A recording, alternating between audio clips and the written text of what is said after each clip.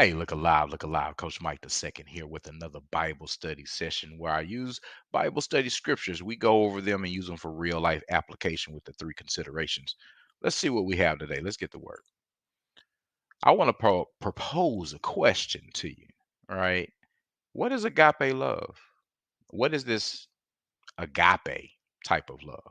Now, it's not to be confused with the eros type of love, which is the erotic type of love, the erotic, the husband and wife, the lovey-dovey type of love, right? Nor is it to be confused with phileo. Phileo is the buddy buddy showing preferential treatment to those who you like, right? Those who you are cool with, those who you are buddy buddy with, right?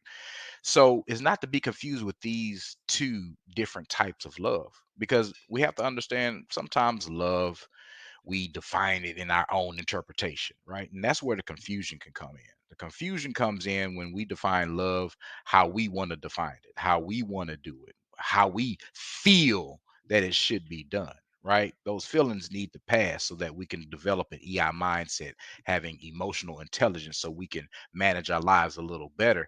So our foundation scripture is going to come from First Corinthians chapter 13, verses 1. And this is what it reads. This is Paul's letter to the church in Corinth, and he's speaking to the church in Corinth, and he speaks in First Corinthians 13 and 1. He says, "Though I speak with the tongues of men and of angels, and have not love, I am become as sounding brass or a tinkling cymbal." Wait a minute, Paul. So Paul's letter, he's stating that even though I can speak with the knowledge and the tongues of men and of angels and this exoteric knowledge that I have, even though I can speak, in any crowd and any level, right? In any department, any position, I can speak to anyone because I can relate to the carnal mind or I can relate to the high righteous mind. I can relate to all. But if I don't have love, if I don't have this agape type of love, then whatever I'm speaking to you, you're not going to hear me anyway because I'm not showing love to you. I'm not being a loving type of person. I don't have love in me. So whatever I'm saying, whatever that I speak to you, it has no relevance. I'm just become a loud sounding brass. You ever heard brass? You ever go to a band and you see the cymbals clanging? That's what your language and your tongue will be to those who you do not have love within yourself. That's how you would look towards others. That's how you will become. So you can have knowledge up on top of knowledge, but if you're not having this agape type of love, then you're just being loud and blowing hot smoke. You're just in the way. So I want to go over three considerations about what this type of love is, about what agape is. So the first consideration is kindness. Second is forgiveness that we're going to go over. And then we're going to go over the last but not least is where does this agape start? There is always an origin to these type of things that we have to live by. So let's go ahead and get into it. Let's get to work with these three considerations. Team, kindness matters. Let's understand this. The first consideration is this agape love is kind. Kindness matters. You ever seen a balloon? I mean, it can be a small one, big one, doesn't matter. But you ever seen a balloon and when it's filled up with air, it's actually puffed up. It's blowing up. It's getting bigger and bigger and bigger and bigger and bigger, right? So we have to understand this type of love is kind, and kindness is not a puffed up type of love.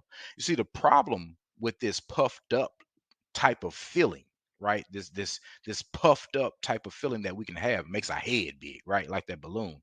This can kind of create, not really kind of, but it will create a self-righteous spirit within us. It makes you think that you're better than the next person. It makes you think that hey, I know more knowledge than you. I have more experience than you. So I'm going to look down my nose at you and I can't learn anything from you. It makes you look and down on those who may even make a mistake, becoming harsh with them, right? You don't have any kindness in your bone. You don't remember where you came from, right? You're up high on this mountain thinking that you're better than everybody else. So how you deal with everybody else is a harsh manner. And this is not this type of love at all. This is not the agape type of love. This love is kind and kind is patient. You know what patience does? Patience slows down the wrath that's within you, right? You got those anxiety emotions going on, riling up, building up like a volcano. Well, what patience does, it subsides that volcano. It keeps the eruption from happening, because love, it's not easily provoked. It doesn't take fences. It doesn't take offenses easily, right? It doesn't offend easily. It doesn't you can't provoke it with ease. And also too, we have to understand that it does not provoke. It doesn't go around bullying people. It doesn't go around trying to poke the bear and try to make something wake up to create drama in life. No, this agape love is kind. The second consideration that I want to go over here is that this agape type of love, it's forgiving. This can be a real tough one, but it's well needed, team. It's well needed, because what forgiveness does, it allows for mistakes. It allows those who are trying to develop themselves, right? It creates a safe space for that development, that you can make a mistake.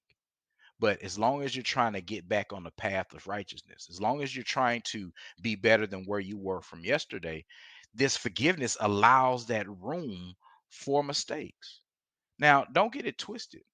This forgiveness, in a sense, that creates a safe space for development. It's only there if you're trying to better yourself.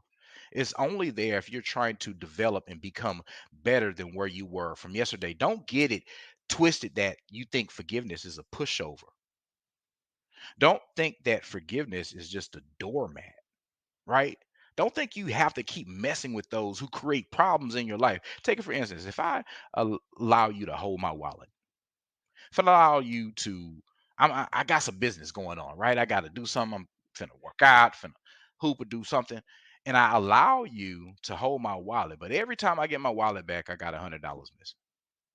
Every time that I get my wallet back from you, I got $100 missing. Now, what I can do is I can blow up at you.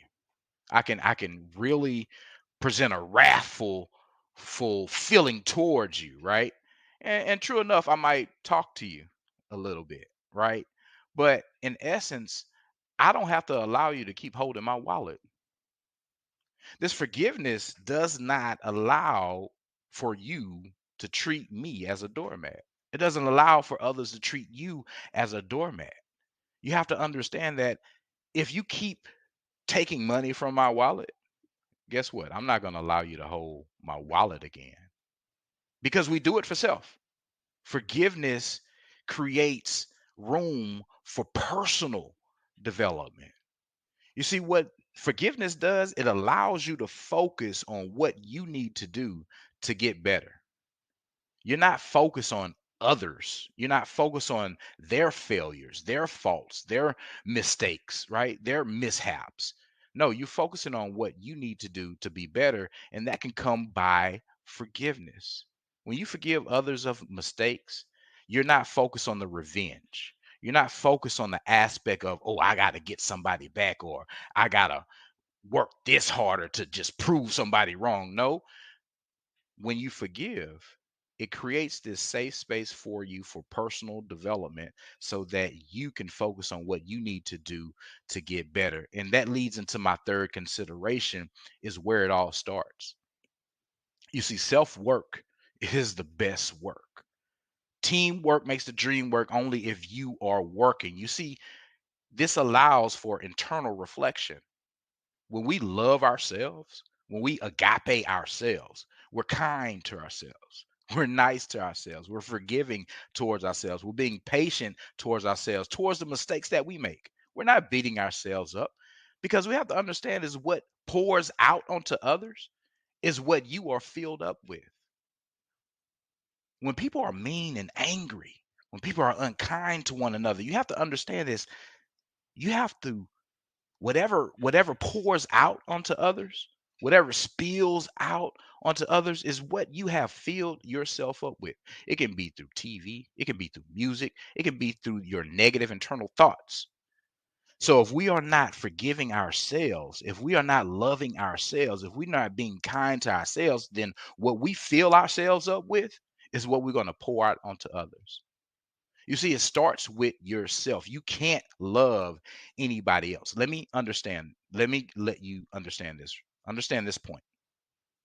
You cannot love anybody else if you do not love yourself first. You see, Messiah even says, if you the first and greatest commandment is to love God with all your heart, mind, soul, and strength. And the second is just like it to the first, to love your neighbor as you love yourself. It starts with self.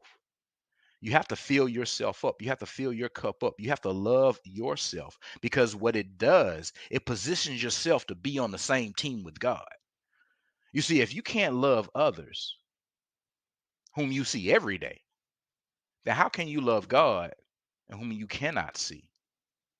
But here's the key factor, the root of it. If you cannot love yourself, then how can you love others? Now, if you can't love yourself and you can't love others, then how can you love God? Team, we have to understand that this agape type of love that Paul is talking about here, it starts with self. It starts with that internal reflection. It starts with being kind and patient, and learning to deal with your mistakes and being able to create a strategic plan from those mistakes. Not beating yourself up, not condemning your emotions, condemning your feelings. No, it's learning of yourself, being responsible for your actions, and being able to get it right. So love must start with self. If we are going to love others, we have to love ourselves. If we're going to love God, then we have to love ourselves. Team, this has been brought to you by UCYBL Ministry, of 501c3 nonprofit charitable organization. Thank you so much for watching. Please visit us at unitedcybl.org. That's www.unitedcybl.org. Any questions, comments, or concerns, go ahead and drop them below. This is Coach Mike II. Remember that faith without works is dead. Love starts with self first. And we must worship the Most High God only, in Him only. Until next time, peace.